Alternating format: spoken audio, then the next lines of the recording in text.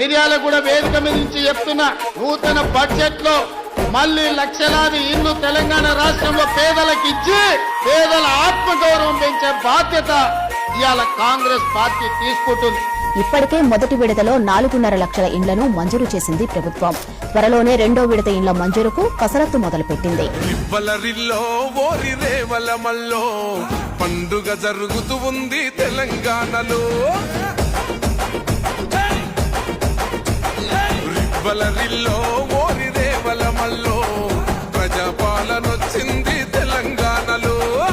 రాష్ట్ర ఆవిర్భావ దినోత్సవమైన జూన్ 2న ఆదిలాబాద్ జిల్లాలో రెండో విడత ఇందిరమ్మ ఇండ్లను లాంఛనంగా ప్రారంభిస్తామని చెప్పారు. మొదటి విడతలో 4.5 లక్షల ఇందిరమ్మ ఇళ్లు మంజూరు కాగా రెండో విడతలో అర్హులైన పేదలకు సొంత ఇంటికల సాకారం చేసేందుకు ప్రభుత్వం చర్యలు చేపడుతోంది. మొదటి విడతలో అవకాశం రాని పేద కుటుంబాలకు ఈ దఫా ప్రాధాన్యత ఇవ్వాలని ప్రభుత్వం భావిస్తోంది.